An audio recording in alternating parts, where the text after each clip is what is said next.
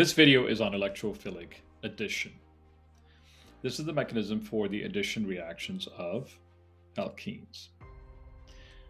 Here's an example of an addition reaction. This is just a generic example. In this case, we have a simple alkene. In this case, we have ethene, and I'm adding X and Y to it, and we end up with one product. One of the obvious things that you notice here is that the double bond breaks, and the X and Y attach on either side of the double bond, and we end up with a single bond. So we are going from an unsaturated molecule to a saturated molecule. Now, if you've done more chemistry, you will recall that a double bond is one sigma and one pi bond. The second bond is the pi bond. The pi bond, being weaker than the sigma bond, is the one that's breaking. So we are going to be studying the mechanism for this. Now, when we study addition reactions of alkenes, it's important for us to determine if the alkene is symmetrical or asymmetrical. Well, the symmetry of an alkene can be easily determined by just looking at the structure and imagining that we can cut this double bond in half. If the two sides look the same, then the molecule is said to be symmetrical. And when we cut this double bond in half and the two sides are not the same, then this molecule is said to be asymmetrical. Now, why is that important? Because that could lead to the possibility of forming more than one product. Here's some examples of addition reactions to a symmetrical alkene. So in this case, I have ethene, and I'm adding 4 molecules to this. So this was represented by X and Y in my first slide. If I'm adding HBr here, you can see that the hydrogen and the bromine attach on either side of the double bond, and we end up with a single bond, so we produce an alkyl halide or a halogenoalkane, or a monohalogenoalkane. If I was adding hydrogen, you can see that now I have added 2 hydrogens, so I'm converting the alkene to an alkane. If I'm adding a halogen, I would be producing what's called a dihalogenoalkane. And if I was adding water, you would be producing an alcohol. Now, typically when we write the products for the addition reaction involving water, we will write water as HOH, so you can see what is being added on either side of the double bond. Now, if the alkene is asymmetrical, we run into the possibility of producing 2 products. However, both reactants have to be asymmetrical. So in this case, my alkene is asymmetrical, and also the molecule that I'm adding is asymmetrical. So if you take a look at HBr, and if you cut that in half, you can see that the 2 sides are not the same. So HBr is asymmetrical, and so is the alkene. When you have a situation where both of these reactants are asymmetrical, we run into producing 2 products. These are 2 structural isomers of each other. Now, if you follow the hydrogen and the bromine from HBr, you can see here they are highlighted in red. They're always adding across this double bond. However, you can see that their locations are different. In this case, we are producing 2 bromopropane. In this case, we're producing 1 bromopropane. Your job on a test would be to identify the major and the minor product. Now, that's not that hard to do. To identify the major product, you will recall that if you follow the hydrogen of the hydrogen bromine, in this case that you're adding, if that hydrogen adds to the carbon that had more hydrogens to begin with, here's what I mean by this. Take a look at this carbon, and then take a look at that carbon. The first carbon that I circled has 2 hydrogens, and this one only has 1 hydrogen. So this carbon is more hydrogen rich. So if the hydrogen of my HBr is adding to this carbon, which is already hydrogen rich, that will form the major product. You can see here that the hydrogens would attach to that. And if the hydrogen goes to the carbon that had fewer hydrogens, then that will form the minor product. Now, we can use a statement like rich get richer. In this case, this carbon is hydrogen rich, so we are making it richer with hydrogen. Now, what is the actual reason for the formation of major and minor products? We're going to take a look at that when we take a look at the mechanism for this. The mechanism for these reactions is known as electrophilic addition. Now, before we move on, we have to define what the term electrophile means. Electrophile is defined as an electron pair acceptor, any molecule that accepts a pair of electrons. If you recall from acids and bases, this would be a Lewis base. Now, I've given you two examples of electrophiles. In this case, boron is considered to be an electrophile. Why? Because boron has an incomplete octet. It has 6 electrons around it, and remember, a full octet is 8 electrons. So boron has the capacity to accept a pair of electrons. So in this case, I'm representing X as a pair of electrons. You will recall also that the X here would be considered a nucleophile. So X can donate a pair of electrons to boron and form a bond, which you will also recall is known as a coordinate covalent bond or a dative bond. But that's another lesson. Boron here is an electrophile. Another example of an electrophile would be a cation. Cations are obviously attracted to electrons, and they have the capacity to accept a pair of electrons. So in order for a molecule to be an electrophile, it has to be either electron deficient or it should be positively charged, but it must be able to accept a pair of electrons. So let's take a look at the first mechanism. In this case, we are adding HBr to a symmetrical alkene, in this case ethene. Now, you notice these arrows. These arrows here are called curly arrows. Typically, when you're doing mechanisms, you will see a full curly arrow. However, in some mechanisms, you will also see a half arrow like that, which is known as a fishhook arrow. These arrows represent the movement of electrons. A full arrow represents the movement of a pair of electrons, and this represents the movement of a single electron. Now here you can see that I see 3 curly arrows. I also notice this carbon with a positive charge, and that's important for us to know. You will see when we go through this. This is known as a carbocation. So let's start. What happens is HBr here, so if you go back to your basic chemistry, HBr is a polar covalent bond, or it contains a polar covalent bond. This is a polar compound. The bromine, being more electronegative, hogs these electrons, right? It pulls these electrons, so bromine is partially negative and hydrogen is partially positive. When HBr approaches this double bond, which is a sigma to pi bond, and of course there's 4 electrons there. You can see this is a high region. This is a region of high electron density. What happens is a pair of electrons. So this pi bond actually breaks, and at the same time, the bond between the hydrogen and the bromine breaks. And you can see that this hydrogen right here bonds to that first carbon right there. Now the pi bond is broken, so this bond is no more. Now that bond is used to form the bond with the hydrogen. Now this carbon here now ends up with 3 bonds. There's the 1 bond, the 2nd bond, and the 3rd bond. Carbon does not like to have 3 bonds. Carbon is one of those elements that obeys the octet rule to death. It must always have an octet. So in this case, it forms a positive charge. Now this makes carbon very, very unstable. Thankfully, this is an intermediate, and we call it a carbocation. And also, thankfully, bromide comes along and donates a pair of electrons to this. Now, where did this bromide come from, and what do these 2 dots mean? Well, when this bond broke right here, we have a full arrow. That means that both of these electrons in that single bond, or the sigma bond, moved over to bromine, and it formed bromide. Now, remember, bromine or bromide will have a full octet of electrons. This is the pair of electrons that came from that bond. And now in this case, I'm not showing you the rest of the electrons. I'm only showing you that pair of electrons.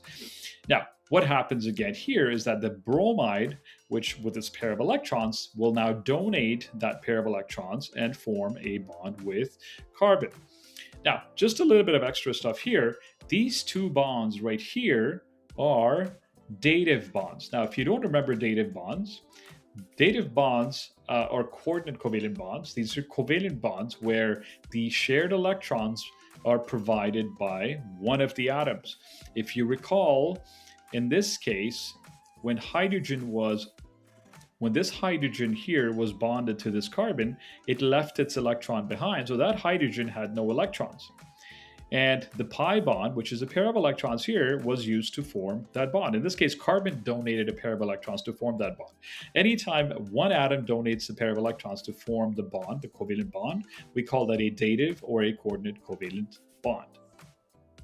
So the important things to remember here is that this mechanism goes through the formation of an intermediate, which is called a carbocation. Now, carbocations will obviously the stability of the carbocation, you'll see, will control the speed of this reaction. What makes one carbocation more stable than the other?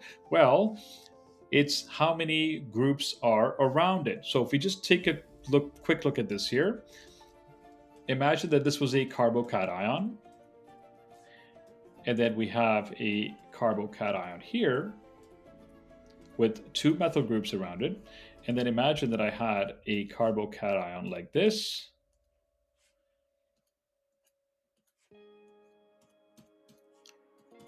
with 3 groups around it. This is known as a primary carbocation because that carbon right here that's carrying the positive charge is only attached to one other carbon. This is known as a secondary carbocation because that carbon carrying the positive charge is attached to 2 carbons. And this is now called a tertiary carbocation. We also have a methyl carbocation, but we don't need to worry about that. It's important for you to know that the more substituted that carbon is, the larger groups it has around it, the more stable it is. So you will see that this one here is the most stable of all of them. So when we are looking at electrophilic addition reactions, this intermediate right here, the stability of that determines the speed of this reaction or the rate of this reaction. In this case, we have a primary carbocation, which is not very stable. Lastly, we'll take a look at the electrophilic addition to an asymmetrical alkene. In this case, we are adding HBr, which is asymmetrical, to butene or but1-ene, which is also asymmetrical. Now, the mechanism follows the same pattern or same intermediate. However, here, remember, we will end up with 2 products. We will end up with a major product and a minor product. So the formation of the major and the minor product basically follow its own path or its own mechanism. The curly arrows will be drawn exactly the same way. However, what will happen here is that you will have 2 carbocations forming. And if you understood what I said on the last slide, this is now a primary carbocation. This is a secondary carbocation. The hydrogen and the bromine will add to either one. In this case, we produce 2 isomers. And if you recall, this would be our major product here. The way you identify the major product again is follow the hydrogen. Now, what is the explanation for the formation of the major and the minor product? Well, it is the stability of the carbocation. The secondary carbocation, which is more stable, will lead to the production of the major product. So the proper explanation for why we have minor and major product is because these 2 products involve the production of the primary and secondary carbocations, and the secondary carbocation being more stable is actually the reason why we produce more of one than the other. So the major product results from the formation of the secondary carbocation.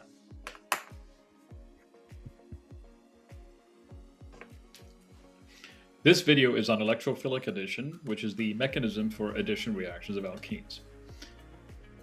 A quick review of addition reactions. Alkenes undergo addition reactions. In a typical addition reaction, you will notice that the double bond of the alkene breaks and we end up with a single bond.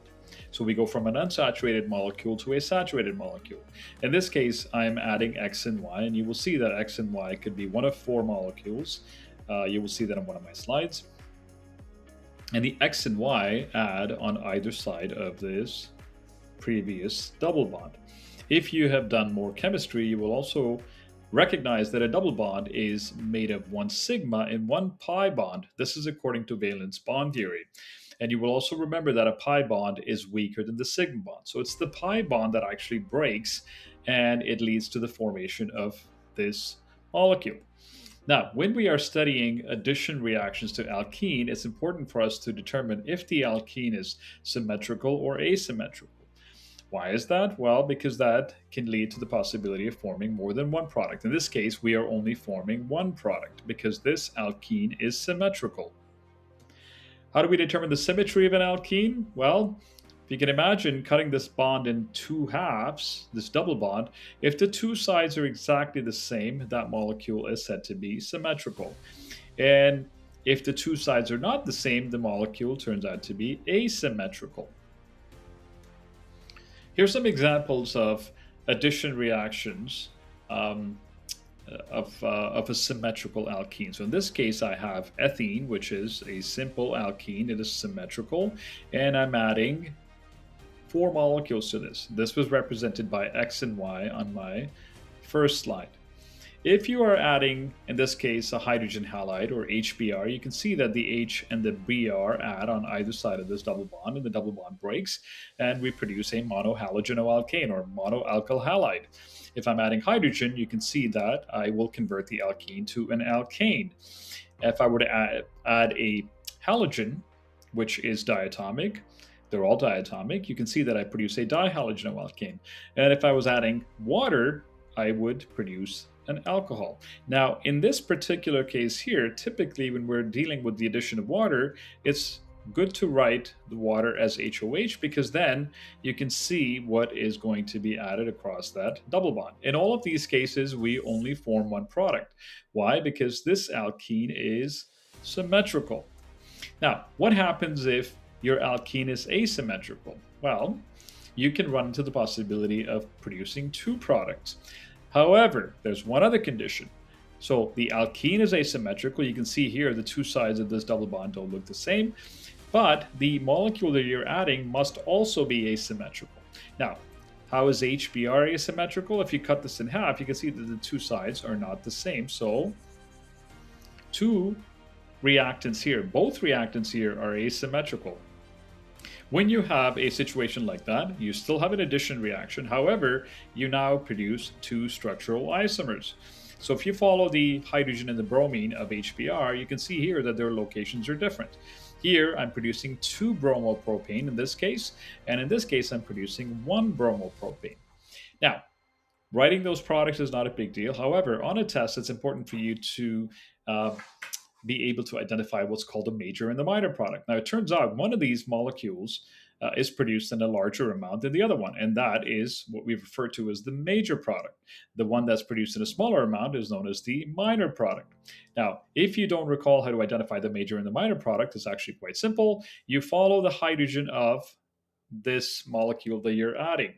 Typically, it's going to be a hydrogen halide, or when you add water, you will also run into the same situation. Just follow the hydrogen. Now, that hydrogen there is going to either add to this carbon or it's going to add to that carbon. Notice that this first carbon right here has 2 hydrogens, and this carbon only has 1 hydrogen. So this carbon is more hydrogen rich. So the major product involves the addition of the hydrogen from the hydrogen bromide to the hydrogen-rich carbon. So in this case, you can see that the hydrogen from the hydrogen bromide was added to the carbon that already had more hydrogen. It was hydrogen-rich. We actually use the statement, the rich get richer. In this case, the carbon receives another hydrogen, the carbon that was already hydrogen-rich. So if you follow the hydrogen and you see that the hydrogen has been added to the carbon with more hydrogens, that will now be your major product. So that's a way to identify it. Now, what's the actual reason for this? Well, it has to do with something called the carbocation stability, and we'll take a look at that when we take a look at the mechanism. The mechanism for these reactions is known as electrophilic addition.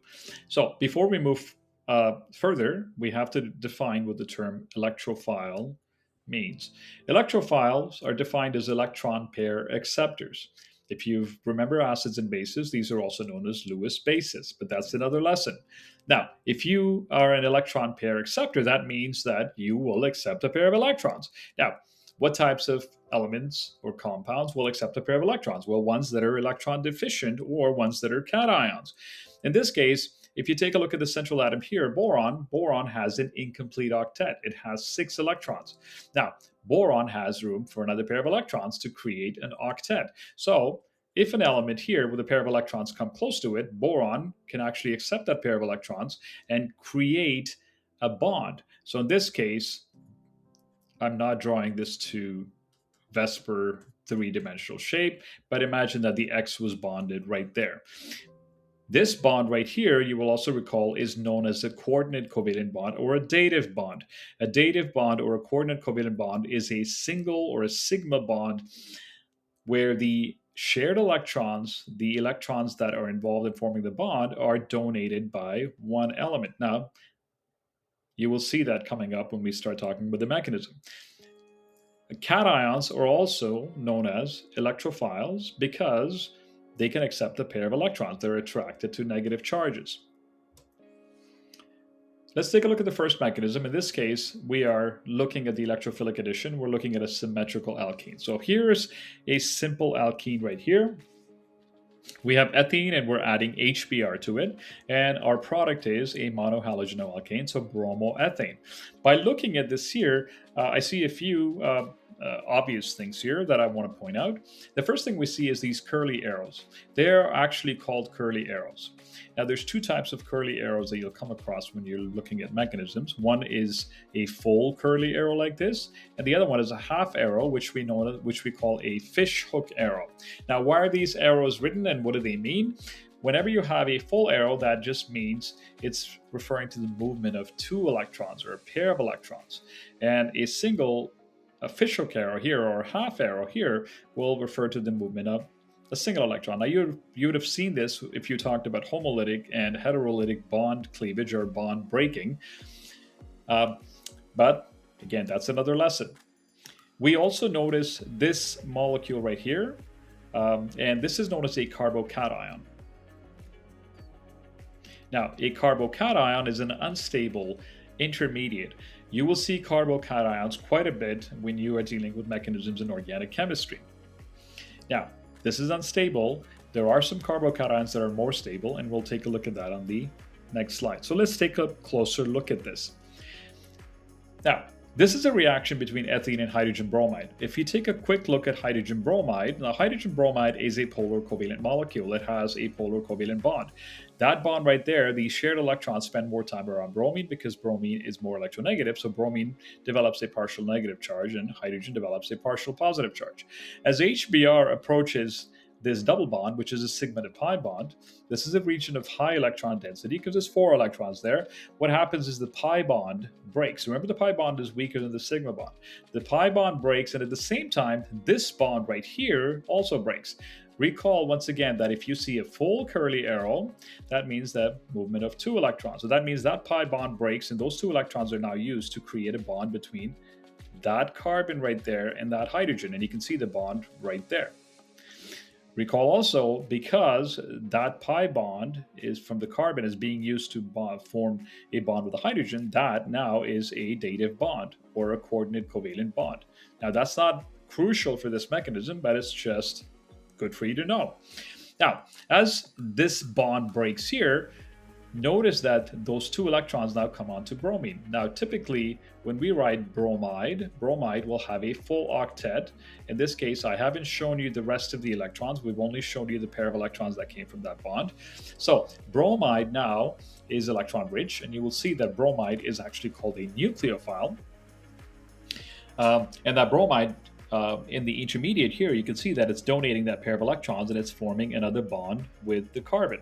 So let's take a quick look at the intermediate here. This reaction goes to what's called the carbocation intermediate. Now, what's a carbocation? A carbocation is a carbon atom with 3 bonds and a positive charge. Now, carbon is one of those elements that wants to have an octet really, really badly. It always obeys the octet rule. So it doesn't like 3 bonds. It doesn't like a positive charge. So it's very unstable. Thankfully, it's an intermediate. And bromide comes to the rescue, and it forms that dative bond again. So the rate of this reaction depends on the stability of this carbocation. And whether you form one product or multiple products also depends on the stability of the carbocation. Now, what makes a carbocation stable versus unstable? Carbocations are all unstable. However, there's a slight degree of stability. So let's take a look at these here.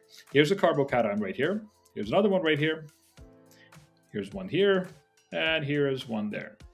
Now, typically in organic chemistry, if you want to show a branch of carbons or some other atom, we use the letter R. In this case, this is known as a methyl carbocation. It's surrounded by 3 hydrogens. This is the least stable. And on this side here, this is the most stable. Now, you'll see the terms methyl, primary, secondary, and tertiary. So if these were carbons, so these were methyl groups, let's say this is a methyl group here. That's a methyl group here. If this is a methyl group here,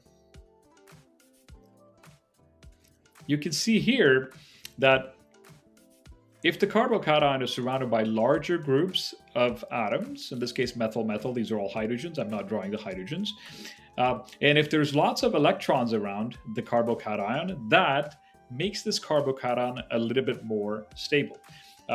This is known as electron pushing. So think of it as this is a friend that's in pain, that's crying, and if it's surrounded by lots of people, lots of friends, that provides a stabilizing factor. So a tertiary carbocation, which has more groups, larger groups around it with more electrons, will typically be more stable than one that has very few. In this case, we have 3 hydrogens, so there's only, you can see that obviously very few electrons around this carbocation, and this is very unstable, and this is more stable. So the stability increases as the groups around the carbocation increase. Now, that's important for us to know because that will affect this one. Now, here's the mechanism for the addition reaction to an asymmetrical alkene. So in this case, we have but-1-ene and we are adding HBr. Recall that both of these reactants must be asymmetrical for us to end up with a major and a minor product. Now, in this case, we're adding HBr. And you can see that the hydrogen and the bromine have added here. You will also recall that this is your major product and this is your minor product. Now, identifying major and minor product, you could just follow the hydrogens. However, what is the actual reason for this? Well, if we take a closer look at the mechanism, you can see that there's 2 paths now. The minor product will have its own path, an own mechanism, and then the major product will have its own path or its own mechanism. A close look here, you can see in both cases, just like before, you would produce a carbocation. However, you notice that here I have a primary carbocation, and here I have a secondary carbocation. Now, how do we identify a primary carbocation? If that carbon with a positive charge is attached to only one other carbon, it's primary. If it's attached to 2 carbons, that it is secondary. Now, if this was attached to 3 carbons, that is when we end up with tertiary. So quick look here, that carbon right there, carbocation, is attached to 3 carbons. That's why it's called tertiary. So this is a secondary carbocation, and this is a primary carbocation. Now, which one is more stable? Well, it's this guy. So why do we have major and minor products? Because the more stable carbocation leads to the production of the major product. Essentially, we make more of the molecule that has the more stable carbocation and less of the one that has the less stable carbocation. So when you are doing this mechanism on a test, you are going to have to show 2 separate paths, and you're going to have to show the arrows are the same as before. We end up with 3 arrows, just like we did. We had these 3 curly arrows. However, you will have 2 separate paths, and in one case, you will show a primary carbocation. In the other case, you will show a secondary carbocation. And the secondary carbocation is the one that leads to the production of your major product. All right, that was the lesson on electrophilic addition.